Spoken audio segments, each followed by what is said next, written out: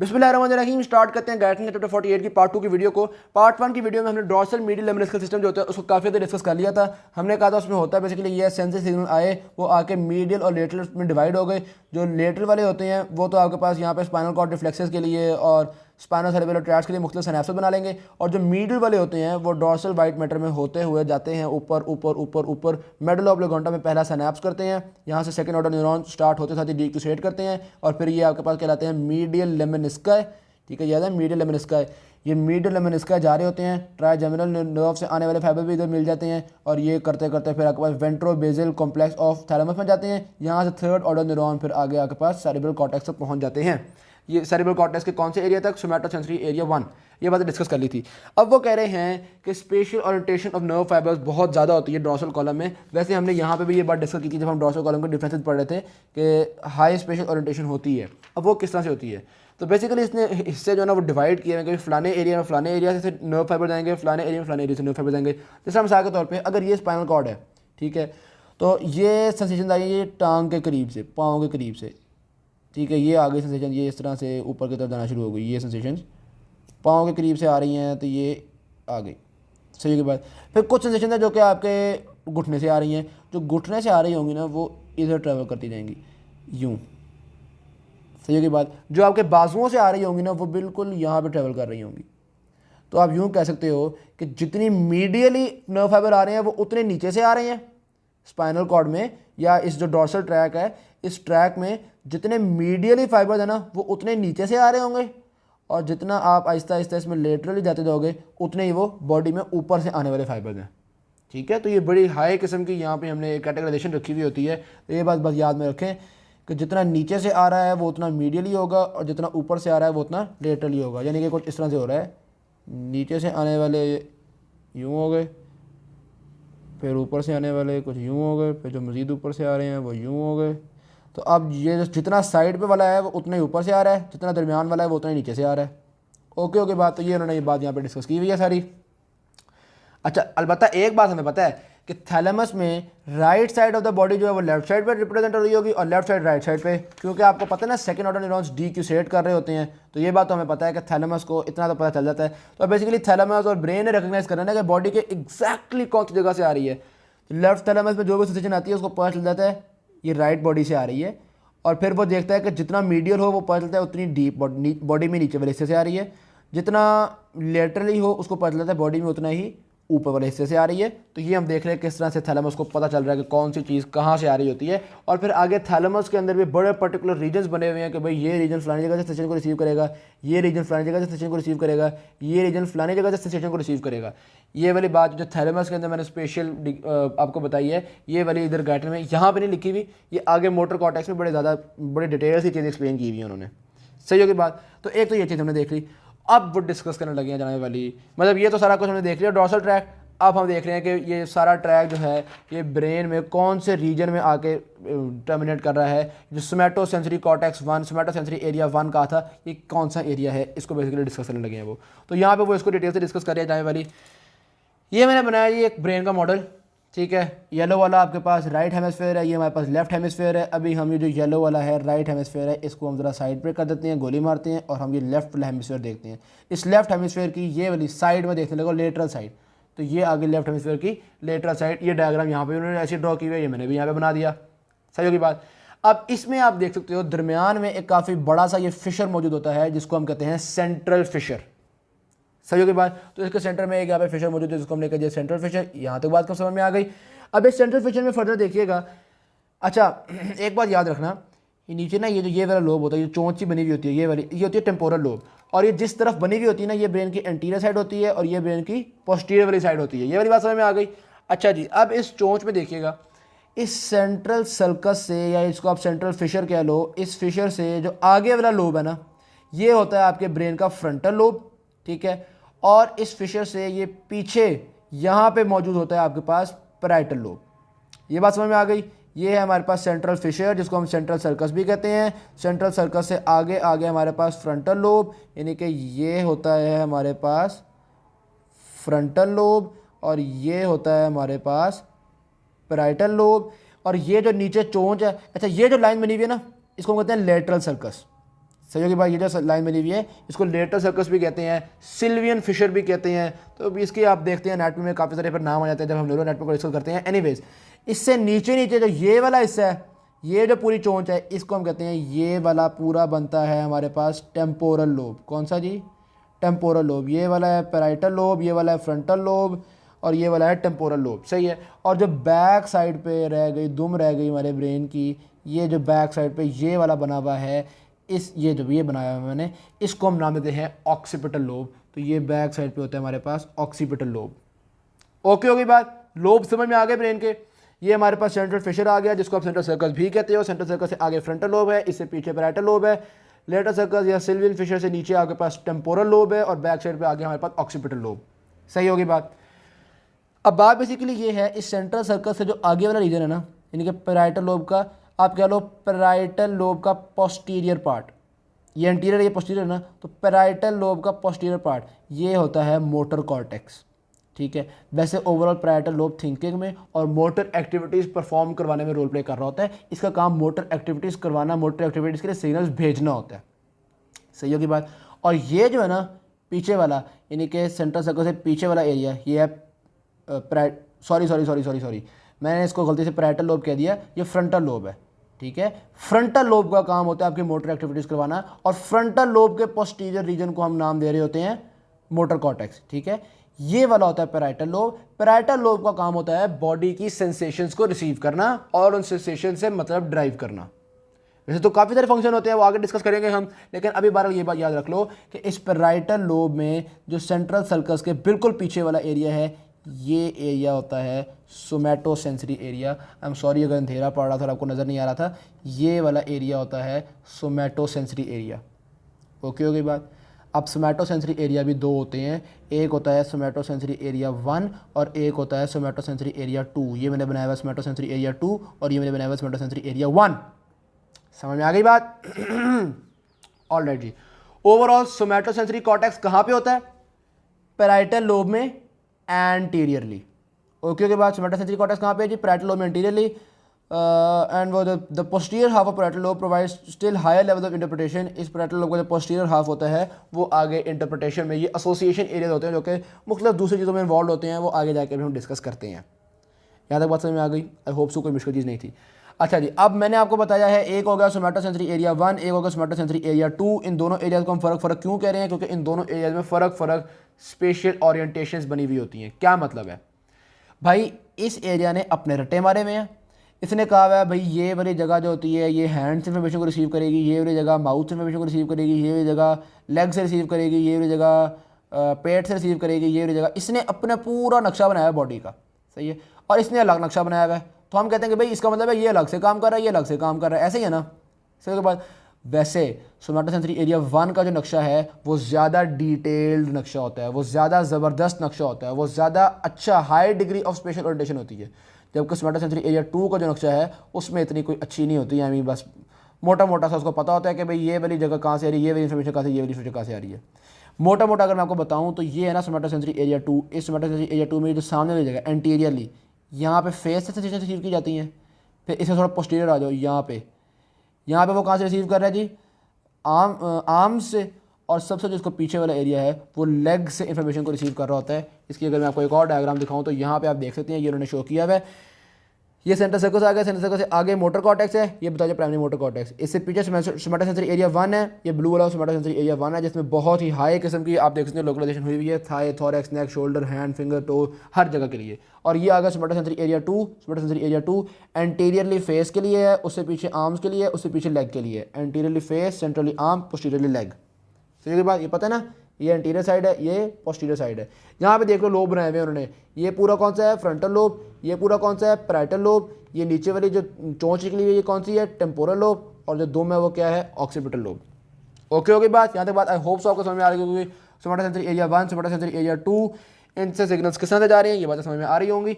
आमतौर पर जो ये मैंने आपको दिखाया था कि थैलेमस से ऊपर जा रही हैं, डायरेक्टली जो इन्फॉर्मेशन जाती है ये आमतौर पे सोमैटोसेंसरी एरिया 1 तक जाती है। फिर सोमैटोसेंसरी एरिया 1 से आगे वो 1 जितनी चाहे 2 तक इन्फॉर्मेशन को भेज देता है और थोड़ा बहुत 2 तक इन्फॉर्मेशन पहुंचती है। लेकिन ये जो आप पूछो ना मेरे से कि भाई ये वाला न्यूरॉन तो किसी एक जगह पे जा रहा होगा ना, 2-3 जगह पे तो नहीं जा रहा होगा, तो ये वाला न्यूरॉन डायरेक्टली सोमैटोसेंसरी एरिया 1 पे जाता है और बड़ी पर्टिकुलर रीजन में जाएगा। अगर इन्फॉर्मेशन फेस से आ रही है तो सोमैटोसेंसरी एरिया 1 के उसी रीजन में जाएगा जो रीजन फेस के लिए है, ठीक है। अगर इन्फॉर्मेशन हैंड से आ रही है तो ये सोमैटोसेंसरी एरिया 1 की उसी जगह पे जाकर लगेगा जो हैंड के लिए जगह है। समझ रहे बात को? तो ये जो सोमैटोसेंसरी एरिया होता है ये बड़ा पर्टिकुलर होता है। अच्छा जी, फिर यहाँ पे इस डायग्राम को भी समझना है आपने। देखो बात असल में ये है, ये पूरा एरिया जो है ना, ये पूरा रिस्पॉन्सिबल है किसी पर्टिकुलर जगह के मुख्तलिफ ऑर्गन्स के लिए रिस्पॉन्सिबल है। सही होगी बात। अब ये डायग्राम उन्होंने किस तरह की ड्रॉ की हुई है, ये उन्होंने एक क्रॉस सेक्शन ड्रॉ किया हुआ है। जिस तरह अगर मैं आपको एग्जांपल दूँ, ये भी दूसरा सेरेब्रल हेमिस्फीयर ही था ना, तो मैं आपको दिखाता हूँ कि जी मैं बता रहा हूँ कि भाई ये वाला एरिया फ्रंट की रिस्पॉन्सिबल है, ये वाला फ्रंट की रिस्पॉन्सिबल है। अब आपको तो सही से याद नहीं हो पा रहा, तो उसके लिए हम एक काम करते हैं, हम इसको ना काट के यूँ देख लेते हैं।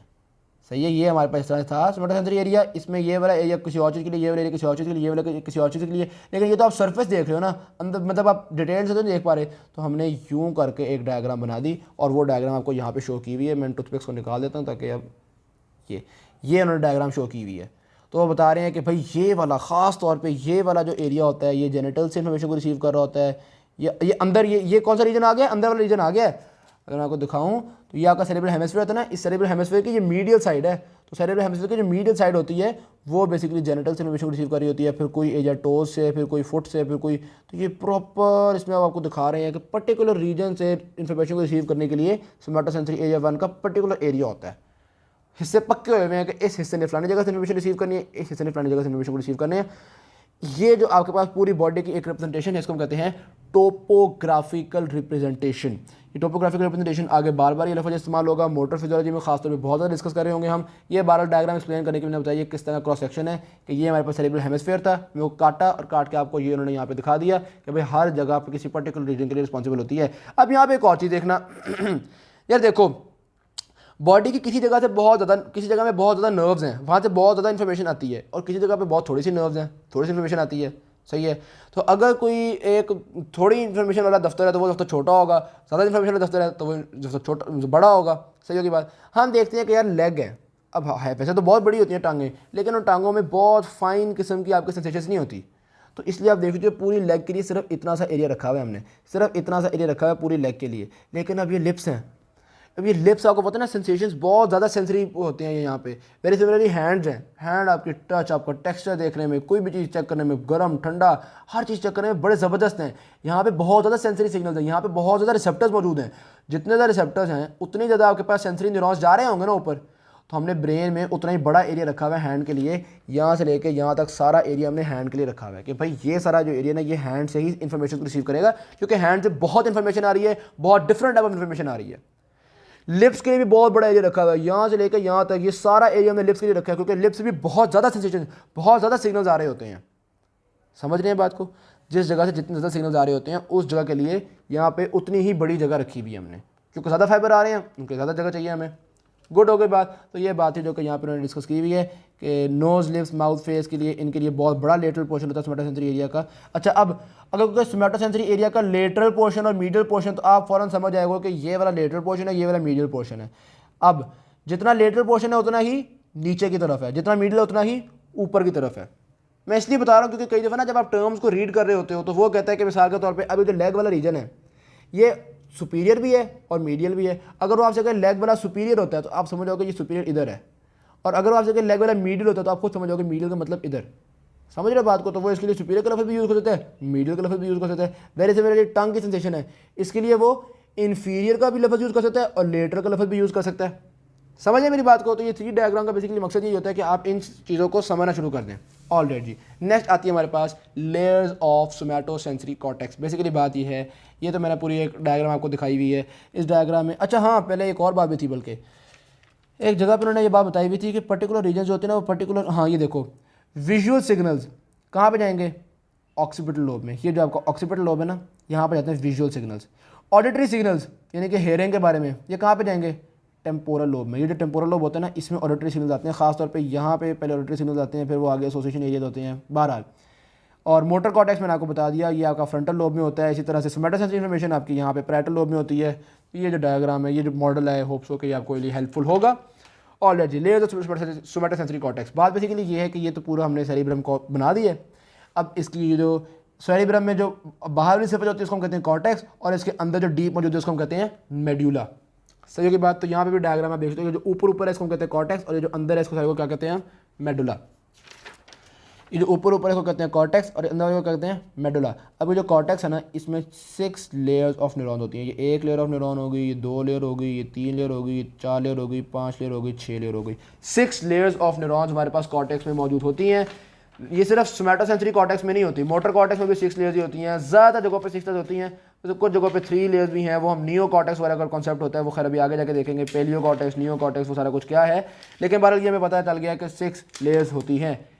भाई उनको याद आ रहा है जब पिछले 2 चैप्टर पढ़े थे हमने, उसमें ये मैंने 6 लेयर्स ड्रॉ की थी। इनमें से खास तौर पर मैंने बताया था लेयर नंबर 5 के अंदर पिरामिडल सेल्स होते हैं जो कि मोटर इन्फॉर्मेशन भेजते हैं। हल्का हल्का सा याद तो आ रहा होगा अगर पिछली वीडियोस देखी होंगी आपने तो।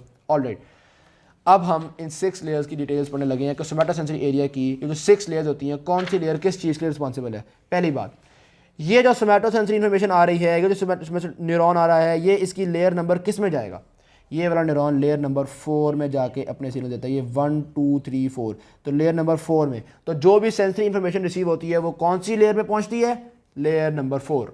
यहाँ पे उन्होंने हिस्टोलॉजिकली थोड़ी बहुत लेयर्स को ड्रॉ किया हुआ है, शो किया हुआ है, ये आप देखते हैं। हिस्टोलॉजी में लेयर्स को बहुत डिटेल से पढ़ते हैं। मुख्तलिफ तरह के सेल्स होते हैं मुख्तलिफ लेयर्स में, जिसकी वजह से इन लेयर्स को हम नाम मुख्तलिफ दे रहे होते हैं। अच्छा जी, लेयर नंबर 4 में सोमैटोसेंसरी सिग्नल पहुँच गए, तो लेयर 4 तो आपको याद हो गई। अच्छा, ये जो लेयर नंबर 1 और 2 यानी पहली 2, इसमें आपको ये बात याद रखनी है, ये जो लेयर 1 2 3 4 5 6 है ना, गिनती बाहर की तरफ से शुरू करनी है। यानी सबसे बाहर लेयर 1 होगी, उसके अंदर लेयर 2, अंदर लेयर 3, लेयर 4, लेयर 5 और सबसे अंदर डीप लेयर 6 मौजूद होगी। सही की बात। तो ये काउंटिंग याद होनी चाहिए आपको किस तरह से होती है।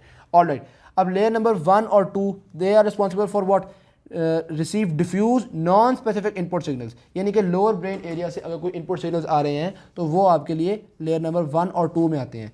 लेयर नंबर 4 में तो इनपुट सिग्नल्स है ना जो कि नीचे बॉडी से, हैंड से, लेग से, स्पेसिफिक रीजन से आ रहे हैं। ठीक है, लेयर नंबर 1 और 2 में ऐसे ही मोटे मोटे जो इनपुट सिग्नल्स होते हैं जो कि यहाँ से आ रहे हैं वो रिसीव कर रहे होते हैं। उसके अलावा लेयर नंबर 2 और 3, 2 पहले रिसीव करने में भी पढ़ चुके हैं हम, खैर एनीवेज। लेयर नंबर 2 और 3 ये दूसरे सेरिब्रल कॉर्टेक्स के साथ मैसेज को कम्युनिकेट करने में, मिसाल के तौर पर लेफ्ट साइड में मैसेज आया तो थोड़ा बहुत इधर के ब्रेन को भी पता होना चाहिए, इधर जाके बता देंगे भाई साहब ये कुछ हो रहा है। और इधर कौन सी लेयर्स के पास जाएंगी, लेयर नंबर 1 एंड 2 के पास, क्योंकि 1 एंड 2 होते हैं जो कि मोटी मोटी इन्फॉर्मेशन को रिसीव करते हैं, चाहे वो लोअर ब्रेन एरिया से हो चाहे वो यहाँ से रिसीव हो। लेयर नंबर 2 और 3 मैसेज को साथ वाले को बताते हैं और इसके लेयर नंबर 1 और 2 के पास पहुँच जाता है। तो आपके लोग लेयर 1 2 3 नर्वस सिस्टम के अंदर अंदर की ही कम्युनिकेशन वगैरह के लिए होते हैं, मोटा मोटा याद करने के लिए ये भी ठीक चीज़ है। लेयर नंबर 4 रिसीव कर रही है। लेयर नंबर 5 पिरामिडल सेल्स उसमें होते हैं। Layer number 5 mainly motor signals भेजने के लिए रिस्पॉन्सिबल होती है। वैसे तो यहाँ पे वो कह रहे हैं लेयर नंबर 5 एंड 6 होती है, लेकिन मेनली यहाँ पे जो रोल है वो लेयर नंबर 5 का होता है। लेयर नंबर 6 कुछ और आपके एक्सॉन्स होते हैं जो कि थैलेमस तक जा रहे हैं या कुछ और इधर उधर के सिग्नल्स को भेज रही होती है। ऑलरेडी नेक्स्ट आता है हमारे पास सेंसरी कॉर्टेक्स, वर्टिकल कॉलम्स में ऑर्गेनाइज्ड है। अब इसका क्या मतलब है, इसका मतलब ये है जनाब वाली, ये देखिएगा, ये तो हमने दिखा दिया आपको बहुत सारी लेयर्स वगैरह मौजूद हैं, हॉरिजॉन्टल लेयर्स बनी हुई हैं। इसमें आपके पास यूँ एक कॉलम ऑफ न्यूरॉन हो गया, वेरी सिमिलरली ये एक और कॉलम ऑफ न्यूरॉन हो गया। हर कॉलम में लेयर 1 2 3 4 5 6 सारे आते हैं, फिर ये एक और कॉलम ऑफ न्यूरॉन हो गया, इसी तरह ये एक और कॉलम ऑफ न्यूरॉन हो गया। ये काफ़ी सारे कॉलम बने हुए हैं, हर पर्टिकुलर रीजन के लिए पर्टिकुलर कॉलम होगा। यहाँ से जो सिग्नल जाएगा ना वो एक ख़ास कॉलम में जाएगा। हर कॉलम में सारी लेयर्स मौजूद हैं, तो जो सिग्नल रिसीव होंगे वो इस कॉलम के लेयर नंबर 4 में होंगे, फिर इस कॉलम के लेयर नंबर, अगर उंगली से कोई सिग्नल आ रहा है मैं समझता हूँ कि जी ये वाला जो है ना ये इस कॉलम में पहुँचता है। यहाँ से जो सेंसेशन जाएंगी यहाँ से जो सेंसेशन जाएंगी वो लेयर नंबर 4 में जाएंगी। अच्छा, यहाँ पे अगर मैंने मूवमेंट करवानी है तो इसी कॉलम की लेयर नंबर 5 सिग्नल को भेजेंगे मूवमेंट को करवाने के लिए। समझ रहे हैं बात को। तो ये एक पर्टिकुलर वर्टिकल कॉलम्स बने हुए होते हैं जो पर्टिकुलर रीजन्स के लिए मौजूद होते हैं। ओके के बाद अच्छा, अब फर्दर वो चीज़ें आपको यहाँ पे बताते चले जा रहे हैं। वो क्या बता रहे हैं ये जी, इसको आप देखिएगा, ये है हमारे पास सोमैटोसेंसरी एरिया। अब सोमैटोसेंसरी एरिया में मुख्तलिफ जगहों पे कॉलम्स हैं, कुछ कॉलम्स इसमें आगे होंगे, कुछ कॉलम्स दरमियान में, कुछ कॉलम्स पीछे, इस तरह मुख्तलिफ चीज़ें मौजूद है ना। और हमने ये भी पढ़ लिया मिसाल के तौर पर ये वाला जो रीजन है ये सारा हैंड के लिए, ये वाला रीजन लेग के लिए, ये वाला रीजन, तो हैंड के भी मुख्तलिफ वर्टिकल कॉलम होंगे। ये पता है हैंड का कोई एक सेंसेशन थोड़ी है, हज़ारों हैं। ऑलराइट, अब जो कॉलम्स बिल्कुल यहाँ पे करके होते हैं ना, यानी बिल्कुल एंटीरियर साइड पे इधर, ये अगर आप देखो तो ये मोटर सिस्टम के बिल्कुल पास हैं, ठीक है। तो इन कॉलम्स में आमतौर पर वो इन्फॉर्मेशन रिसीव होती है जिस इन्फॉर्मेशन के नतीजे में फ़ौरन मोटर एक्टिविटी करवानी होती है। कोई हॉट चीज़ आई है, कोई इस तरह की चीज़ आई है ना, तो ये वाले कॉलम्स क्योंकि ये मोटर से बिल्कुल करीब है तो यहाँ पे आमतौर पे वही वाली सेंसेशन आ रही होती हैं जिन सेंसेशन से मोटर एक्टिविटी करवानी होती है हमने। ओके होगी बात। फिर इसी तरह पिछले साइड में भी कॉलम मौजूद होते हैं। अच्छा, ये जो रीजन है ना, ये वाला रीजन थोड़ा सा पोस्टीरियर पैराइटल लोब, ये आमतौर पे सेंसिटिव इन्फॉर्मेशन को प्रोसेस करने में, सोचने में, अच्छा ये जो मैंने चीज़ को हाथ लगाया रफ है, ये क्या हो सकती है, छुरी हो सकती है, अच्छा इन चीज़ों में इन्वॉल्व होते हैं। तो यहाँ के जो कॉलम है ना, ये आमतौर पे वो कॉलम होते हैं जो कि थोड़ा बहुत इन्फॉर्मेशन को मिला जुला के जो समझने में रोल प्ले कर रहे होते हैं, प्रोसेस करने में रोल प्ले कर रहे होते हैं, पर्टिकुलर चीज़ को समझ रहे होते हैं। ओके होगी बात, सही है, समझ रहे हैं बात को कि यहाँ पे कॉलम भी उसी हिसाब से होंगे। और ये वाला जो फिर रीजन है, इसको जो मैंने आपको बताया कि थोड़ा बहुत इन्फॉर्मेशन को प्रोसेस करने में रोल प्ले करता है, आइडेंटिफाई करता है कि ये छुरी है या ये चाकू है या ये क्या चीज़ है, ये जो आइडेंटिफाई करने में रोल प्ले कर रहा है, इस वाले एरिया को हम कहते हैं सोमैटोसेंसरी एसोसिएशन एरिया। ठीक है, हम इसको इसलिए भी कहते हैं क्योंकि एक तो ये इन्फॉर्मेशन को रिसीव कर रहा है, उसके अलावा ये विजन के सिग्नल्स को भी थोड़ा बहुत रिसीव कर रहा होता है, जो हम सुन रहे हैं उसकी भी सिग्नल थोड़ी यहाँ तक पहुँच रहे होते हैं। तो हम कहते हैं यार इसका मतलब है ये वाला हिस्सा जो है ना, ये इंटरप्रिटेशन में इन्वॉल्व है। क्योंकि जब आप किसी चीज़ को रिकग्नाइज करते हो, मैं देखता हूँ कि ये पॉइंटर है, तो एक तो मुझे फील से पता चल रहा है, उसके अलावा मैं देख भी रहा हूँ कि ये पॉइंटर है। ठीक है, तो ये सारा कुछ ब्रेन में जाकर कंबाइन हो रहा है ना, कि यार जो तुम देख रहे हो तुम उसी चीज़ को फील कर रहे हो, या ये सारा कुछ ब्रेन में कंबाइन हो रहा है। तो ये जो सारा कुछ इंटरप्रेट करने में रोल प्ले कर रही हैं, वो यही वाले रीजन होते हैं इंटरप्रेट करने में रोल प्ले कर रही होती हैं। ओके बात, तो ये हमने काफ़ी तो डिस्कस कर लिया है। इंशाल्लाह पार्ट 3 की वीडियो में सारा कंप्लीट करेंगे। Thank you very much. Video अच्छी लगी शेयर कीजिएगा, चैनल को सब्सक्राइब कीजिएगा। अल्लाह हाफ़िज़।